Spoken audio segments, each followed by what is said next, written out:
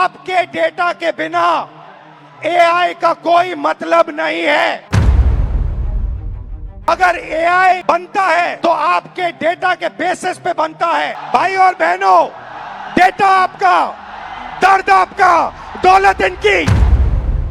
ये सिस्टम है, ये डेटा हिंदुस्तान का है और आपका है।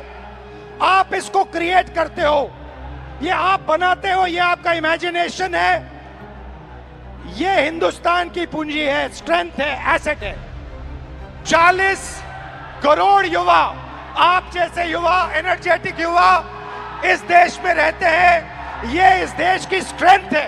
चाइना की बात होती है, अमेरिका की बात होती है, रशिया की बात होती है, इंडिया के यूथ के सामने, इंडिया के यूथ पोटेंशियल के सामने ये सब लोग कुछ नहीं है।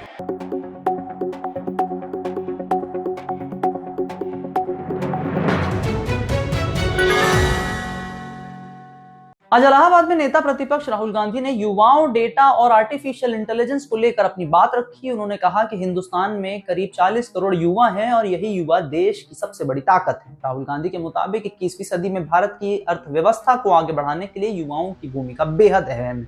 ये सारी बातें उन्होंने अपने छात्रों के गूंज कार्यक्रम में कही, जो इलाहाबाद में आज शाम 7 बजे से आरंभ हुआ।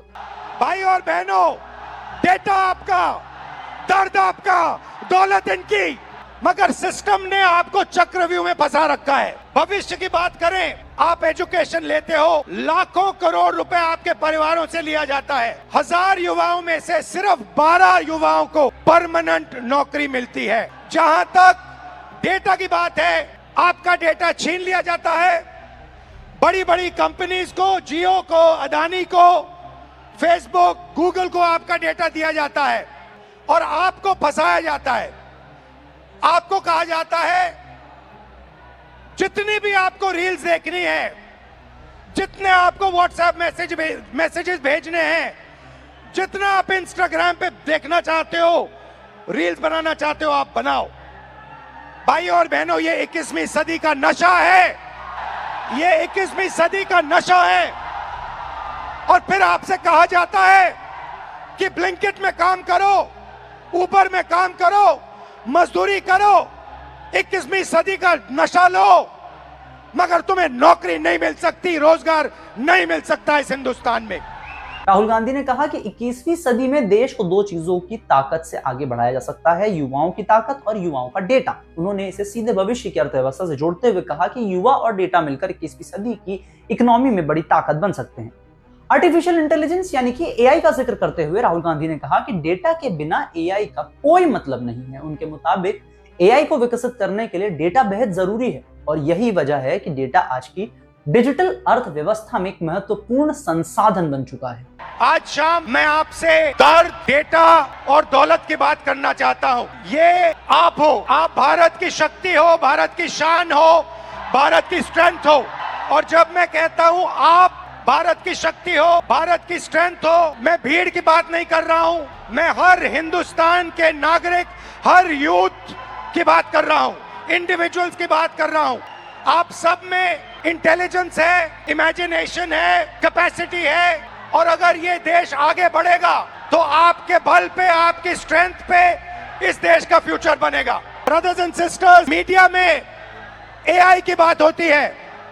Everybody speaks about AI, but I want to make one thing very clear, and ये आपको समझना चाहिए, आपके डेटा के बिना AI का कोई मतलब नहीं है। अगर AI बनता है तो आपके डेटा के बेसिस पे बनता है। 20वीं सदी में पेट्रोल और पेट्रोल इंजन देश को बनाता था। अगर 20वीं सदी में मैं आपके पास आता और आपसे कहता, देखिए मैं आपको पेट्रोल इंजन दे रहा हूं, मगर आपको पेट्रोल नहीं दूंगा, आप मुझे कहते इस पेट्रोल इंजन से मेरा कुछ नहीं होने वाला है।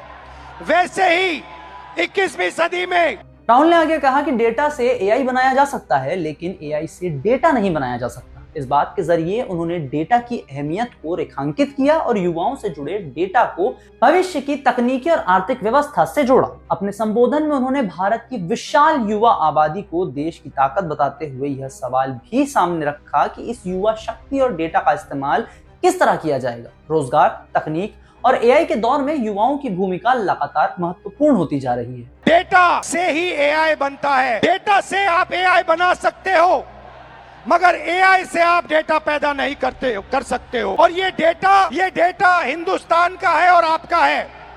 आप इसको क्रिएट करते हो, ये आप बनाते हो, ये आपका इमेजिनेशन है, ये हिंदुस्तान की पूंजी है, स्ट्रेंथ है, एसेट है। राहुल गांधी की छात्रों की गूंज कार्यक्रम में एक बात और उठाई गई थी, वो ये थी कि इलाहाबाद यूनिवर्सिटी में फीस और छात्रों को मिलने वाली सुविधाओं को लेकर सवाल लगातार बढ़ रहे हैं। छात्रों का आरोप है कि यूनिवर्सिटी में फीस में 400% तक की बढ़ोतरी के साथ हॉस्टल फीस भी बढ़ा दी गई है। छात्रों का यह भी कहना है कि दूसरी ओर सुविधाओं की स्थिति संतोषजनक नहीं है। उनके मुताबिक लाइब्रेरी सिर्फ 8 घंटे खुलती है और बारिश के दौरान वहां पानी भरने की समस्या भी सामने आती है। छात्र लंबे समय से लाइब्रेरी को 24 घंटा खोलने की मांग कर रहे हैं। छात्रों का दावा है कि जब उन्होंने 24 घंटे लाइब्रेरी खोलने की मांग रखी तो प्रशासन की ओर से कथित तौर पर सवाल किया गया कि ज्यादा पढ़कर क्या कलेक्ट्रेट बनोगे। इतना ही नहीं, छात्रों के अनुसार जब उन्होंने गंदे पानी की शिकायत की तो प्रशासन की ओर से कथित तौर पर यह भी कहा गया कि यूनिवर्सिटी पानी पीने की जगह नहीं है। फीस बढ़ोतरी के साथ सुविधाओं को लेकर छात्रों की नाराजगी अब विरोध का रूप ले रही है और वो छात्रों की गूंज के मंच से खुलकर सामने भी आ रही है। छात्रों का यह भी सवाल है कि अगर फीस लगातार बढ़ रही है तो क्या यूनिवर्सिटी की सुविधाएं और जवाबदेही भी उसी अनुपात से बढ़ेंगी? सर, मेरा नाम कुणाल कुमार पांडे है। सर, मैं इलाहाबाद विश्वविद्यालय के तृतीय वर्ष का छात्र हूँ। सर, विद्यालय में सर जो सीटें हैं उसमें 50% की कटौती कर दी जाती है और हमारा जो फी है सर उसे एक बार में 400% की बढ़ा दिया जाता है और प्रत्येक वर्ष 10% की वृद्धि की जाती है। सर, इलाहाबाद विश्वविद्यालय के सभी छात्र बहुत उम्मीद से आपके पास आए हैं। सर, मुझे पता है मैं यहाँ से जाऊँगा, कल मेरा भी निलंबन हो जाएगा, मेरे पर भी FIR हो जाएगा, लेकिन मैं अपने VC मैम से कहना चाहूँगा, मैम मैं इलाहाबाद विश्वविद्यालय का छात्र हूँ, ना मैं निलंबन से डरता हूँ, ना मैं AK-47 से डरता हूँ। जो मेरा हक है, जो मेरा अधिकार है, मैं वो लेकर रहूंगा और जब तक हमारी मांगे पूरी नहीं होती हम इस धरने से नहीं उठेंगे। इतना ही नहीं, इसके बाद leader of opposition Rahul Gandhi ने बीजेपी और RSS पर भी निशाना साधते हुए आरोप लगाया कि देश का सिस्टम आम लोगों की कीमत पर बड़े पूंजीपतियों और सत्ताधारी ताकतों के हित में काम कर रहा है। उन्होंने दावा किया कि अडानी की आमदनी 10 साल में 30 गुना बढ़ी, जबकि बीजेपी का बैंक बैलेंस करीब 10,000 करोड़ तक पहुंच गया। राहुल गांधी ने यह भी आरोप लगाया है कि संवैधानिक और शैक्षणिक संस्थानों में RSS से जुड़े लोगों की नियुक्ति की जा रही है। उनके मुताबिक इस व्यवस्था का असर विश्वविद्यालयों की स्वायत्तता और आम नागरिकों के अधिकार पर पड़ा है। उन्होंने सवाल भी उठाया है कि जब देश का डेटा और मेहनत जनता की है तो आर्थिक और राजनीतिक फायदे का बड़ा हिस्सा कुछ चुनिंदा लोगों तक क्यों पहुंच रहा है। ये सिस्टम है, अंबेडकर जी ने कहा था सोशल, पॉलिटिकल, इकोनॉमिक। ये देखिए, ये है इकोनॉमिक। पैसा, अडानी, इनकी आमदनी 10 साल में 30 गुना बढ़ी है। ये पहले ग्लोबल रिच लिस्ट में 600 नंबर पे हुआ करते थे, 10 साल के अंदर ये दूसरे नंबर पे पहुंच गए। ये पूरे सिस्टम को फाइनेंशियल सपोर्ट देते हैं। बीच में पॉलिटिकल, मोदी जी, अमित शाह जी। बीजेपी का बैलेंस 150 करोड़ रुपए का होता था बैंक में, आज इनका बैंक बैलेंस 10,000 करोड़ रुपए का है। 10,000 करोड़ रुपए का एक पॉलिटिकल पार्टी का बैंक बैलेंस। नरेंद्र मोदी जी आपका ध्यान भटकाते हैं और पॉलिटिकल सिस्टम चलाते हैं। वोट चोरी होती है, वोटर लिस्ट में ब्राजील की औरतें आती है। और तीसरा, आपके सोच पर कंट्रोल, जो इलाहाबाद यूनिवर्सिटी में किया गया है।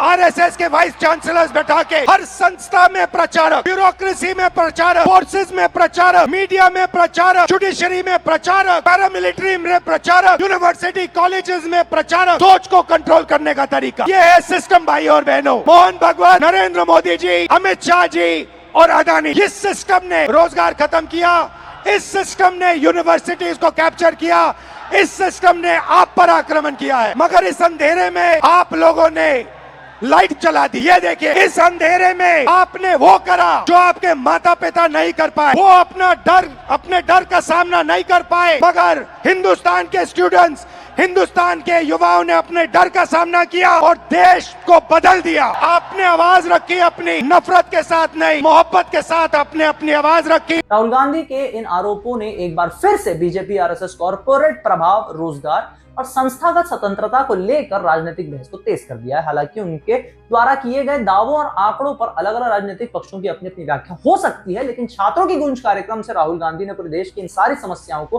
पूरे देश के समक्ष रखा है।